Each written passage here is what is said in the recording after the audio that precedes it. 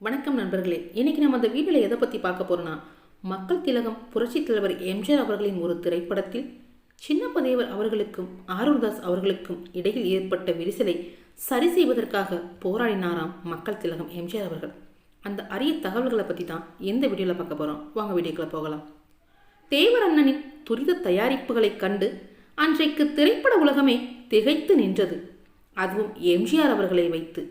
தாயை காத்த தனையன் படத்தை தொடர்ந்து அடுத்த படத்திற்கான தன் கால்ஷீட் மொத்தமாக எம்ஜிஆர் கொடுத்து விட்டார். அந்த படம்தான் குடும்பத் தலைவன். பொழியும் மழையை கண்டதும் உழவன் கலப்பையை பிடிப்பது போல உடனடியாக நான் பேனாவை பிடித்து உட்கார வேண்டி வந்தது. மிக குறுகிய காலமாக இருந்ததால் வெளியூர் எங்கும் செல்லாமல் தேவர் பிலிம்ஸ் அலுவலக மொட்டை மாடியில் போடப்பட்டிருந்த தென்னை ஓலை வேய்ந்த கொட்டகையிலேயே அமர்ந்து வழக்கம் போல முழு படத்திற்குமான மொத்த வசனங்களையும் ஒரே மூச்சில் இரவு பகலாக ஒரே வாரத்திற்குள் எழுதி முடித்து அண்ணனிடம் படித்து காட்டினேன். அம்மாவாசம் அன்றைக்கு வழக்கம் போல வாகினி ஸ்டூடியோவில் எம்ஜிஆர் சரோஜா தேவியுடன் படப்பிடிப்பு தொடங்கி தொடர்ந்து நடைபெற்று வந்தது. படப்பிடிப்பு முடியும் தருவாயில் மறுநாள் உச்சகட்ட காட்சி ஷூட்டிங் நடக்க இருந்த நிலையில் முதல் நாள் இரவு அதை குறித்த ஆலோசனை நடந்தது. அண்ணன், தம்பி இயக்குனர் திருமுகம், நான் உதவி இயக்குனர் மாரிமுத்து ஆகியோர் இருந்தோம். ஏற்கனவே நான் எழுதி முடித்து படித்து காட்டி முடிவு செய்து வைத்திருந்த அந்த உச்சகட்ட காட்சிக்கான வசனங்களை மீண்டும் இன்னொரு முறை படிக்கச் சொன்னார் அண்ணன் அவர்கள். நானும் படித்து காட்டினேன். அதன் இறுதியில் அண்ணன் S.A. அசோகன் தம்பி எம்ஜிஆரிடம், தம்பி, நம்ம குடும்பத்துக்கு அப்பாவுக்கு அப்புறம் நான் இல்லை, நீதான் தலைவன், நீதான் இந்த குடும்ப தலைவன் என்று ஒரு வசனம் பேசி அத்துடன் படம் நிறைவு பெறுகிறது.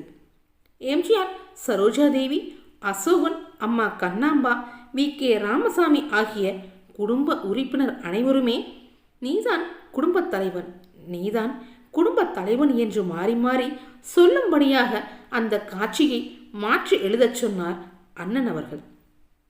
அதற்கு நான் அமைதியாக பதில் சொன்னேன்.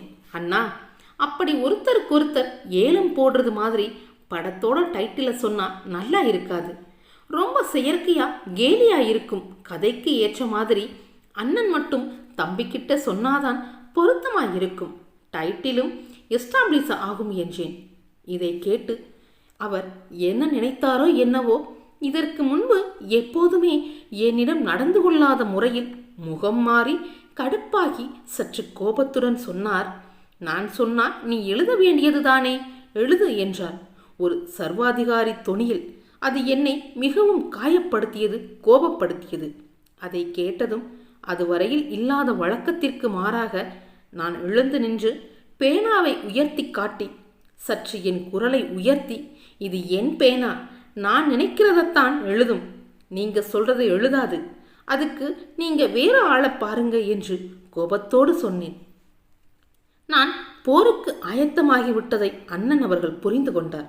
எதிர்பாராத இந்த திடீர் நிலைமாற்றத்திற்கிடையில் அண்ணனின் சொந்த தம்பி என்ற முறையிலோ அல்லது படத்தின் இயக்குனர் என்ற வகையிலோ கதை வசனகர்த்தாவான என் சார்பாகவோ தயாரிப்பாளரான அண்ணன் சார்பாகவோ சமரசம் எதுவும் செய்யாமல், வாயை திறந்து ஒரு வார்த்தை கூட பேசாமல் தம்பி திருமுகம் சட்டென்று ஃபைலை எடுத்துக்கொண்டு வேகமாக மாடியிலிருந்து கீழே இறங்கி அப்படியே வீட்டிற்குள் போய்விட்டார்.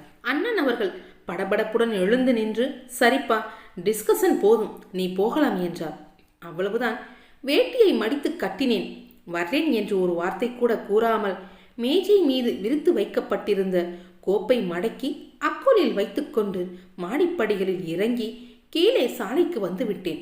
மொட்டை மாடியின் கைப்பிடி சுவரில் அருகில் வந்து நின்ற சின்னப்பதேவர் அவர்கள் சற்று உரத்த குரலில் டிரைவரிடம், விஸ்வநாதா, தாசை கொண்டு போய் வீட்டில் விட்டுட்டு வா என்றார். விஸ்வநாதன் காரின் கதவை திறந்தார். வேண்டாம் விஸ்வநாதா, நான் நடந்தே போய்க்கிறேன் என்று சொல்லிவிட்டு சாதுல்லா தெருவிலிருந்து திரும்பி பிரதான வெங்கட் நாராயண சாலைக்கு வந்து வேகமாக நடந்தேன். உள்ளத்தின் உள்ளே எழுந்த உணர்ச்சி கொந்தளிப்பு கால்களுக்கு அதிவேகத்தை கொடுத்தது. அப்பொழுது இரவு மணி 12 மேல் இருக்கும். நடந்தே வீட்டிற்கு வந்து காலிங் பெல் பொத்தானை அழுத்தினேன். கதவை திறந்து வெளியில் வந்த மனைவி இருபுறமும் எட்டி பார்த்துவிட்டு, கார் ஹாரன் சத்தம் கேட்கலையே, எப்படி வந்தீங்க என்று கேட்டார். நடந்து வந்தேன் என்றேன். ஏன், கம்பெனி கார் என்னாச்சு என்று கேட்டார். அங்கே எனக்கும் அண்ணன் தேவர் அவர்களுக்கும் வசனம் சம்பந்தமா வாக்குவாதம் வந்துடுச்சு. நான் கோச்சிக்கிட்டு கார் வேண்டாம்னு கால்நடையாகவே வந்துட்டேன். அவ்வளவுதான். இதோட தேவர் ஃபிலிம் கட். இனிமே அவர் என்னை கூப்பிட போறதில்லை. கூப்பிட்டாலும் நான் போக போறதில்லை. இப்போ அவர் முந்தி மாதிரி இல்லை, மாறிட்டாரு. எம்ஜிஆரை வச்சு வரிசையா படம் எடுக்க ஆரம்பிச்சதும் காசு வந்துடுச்சு, கூடவே கர்வமும் வந்துடுச்சு. எனக்கு அது பிடிக்கலை. நடந்த விஷயத்தை விளக்கினேன். இதை கேட்ட என் இல்லத்தரசி வழக்கம் போல அவ்வை பிராட்டியராகி ஆத்திச்சூடி கொன்றை வேந்தன் எல்லாம் போதித்து, என்ன இருந்தாலும் அவர் பெரியவர், அவர் சொல்றது மாதிரி எழுதி கொடுத்துட்டு போங்களேன், உங்களுக்கு என்ன என்று சொல்லி அண்ணனுக்காக வக்காலத்து வாங்கினார். அதை கேட்டு ஏற்கனவே கோபத்தில் இருந்த நான் இப்பொழுது நக்கீரன் ஆனேன். அதை புரிந்து கொண்டு அவர் மௌனமானார்.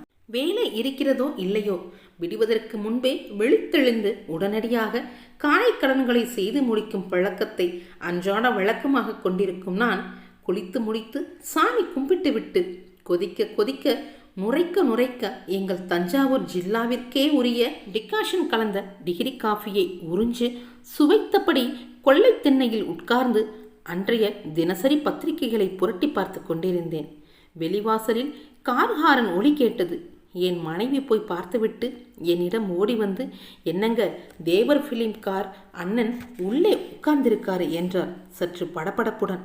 இந்த சொற்கள் என் காதுகளில் விழுந்ததுதான் தாமதம்.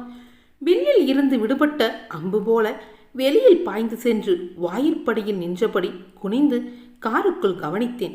அதே சமயம் உள்ளே இருந்த அண்ணனும் குனிந்து என்னை பார்த்தவாறு, என்னப்பா இன்னும் லுங்கியை கட்டிக்கிட்டு நிற்கிறேன், இன்னைக்கு கிளைமேக்ஸ் ஷூட்டிங் இருக்கே, 7 மணி கால்ஷீட், இந்நேரம் எம்ஜிஆர் வந்திருப்பாரு, நீ வழக்கம் போல ரெடியாக இருப்பேன்ல நினைச்சேன், சீக்கிரம் வாப்பா என்றார் சின்னப்பதேவர் அவர்கள்.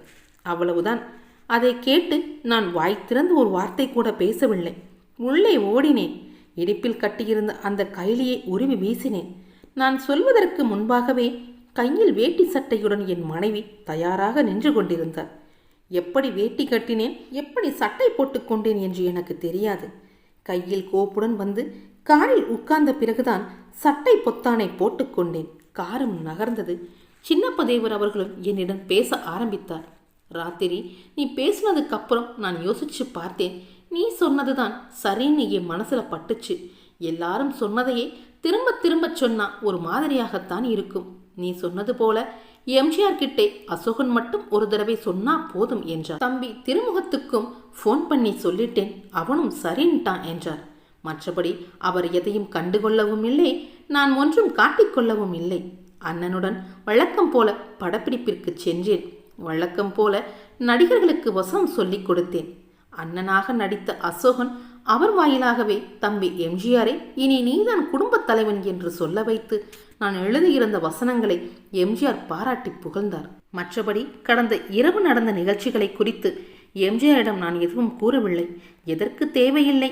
உச்சக்கட்ட காட்சிக்குடன் முழு படப்பிடிப்பும் இணைந்தே நிறைவுற்று தினசரி தேங்காய் கற்பூரத்துடன் நடந்து வந்த ஷூட்டிங் திருஷ்டி பூசணிக்காய் சுற்றலுடன் முழுமை பெற்றது.